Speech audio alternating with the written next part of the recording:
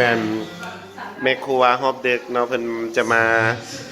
ปรุงแต่งอาหารเนาะเมนูพิเศษมื้อนี้ลุ้นเสียดอีหยังมื้อนี้น่ะตำมักแตงยังไม่ได้ฝักตำมักแตงยังบ่ได้ฝากเนาะเจ้า อันนี้เป็นสูตรใดสูตรเวียงจันทน์หรือว่าสูตรต่างแขวง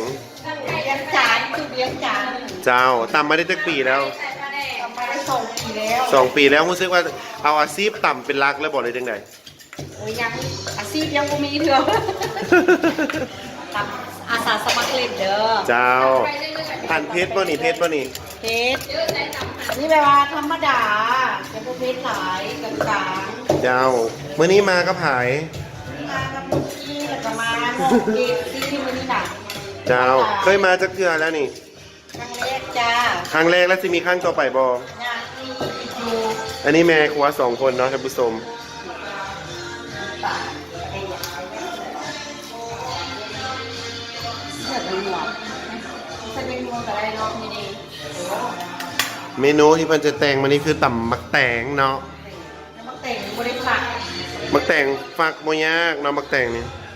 เดี๋ยวจะได้เห็นหน้าตาตำมักแต่งหน้าตาตำมักแตงเพิ่นว่าซั่นเนาะครัวคุณเกตเนาะนี่เนาะครัวคุณเกตแต่ว่าคุณลุนมาเข้า เยลุนมากรู้ว่าครัวคุณเกตเลยตีไอ้ครัวตีไอ้ครัวคุณเกตอันนี้ซอยมักเองก่อนเด้อเราจะได้เห็นมีรสชาติเป็นตาแซ่บโอ้ยตายละจะบ่เมาเด้อลุน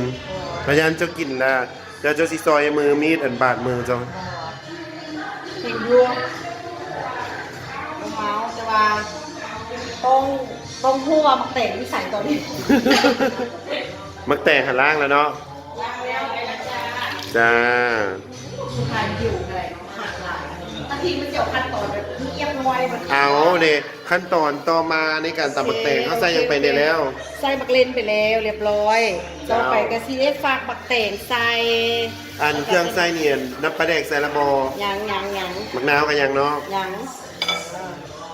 เราจะพูดมีสีสันขึ้นมาปลาแดกนี่ค่ะปลาแดกอยู่นี่แล้วก็มีแบบนี้ด้วยค่ะปลาแดกสำเร็จรูปแบบน้ำกับแบบตอนแบบน้ำกับแบบตอนเอาแบบตอนๆเลยไหมโอเคเลยฝากไม่ต้องฝากนะพี่จับลงไปเลยรอแล้วมีบริเวณอันนี้ที่แบบว่าเราไม่มีคนสูงวัยเรามีแต่คนกลาง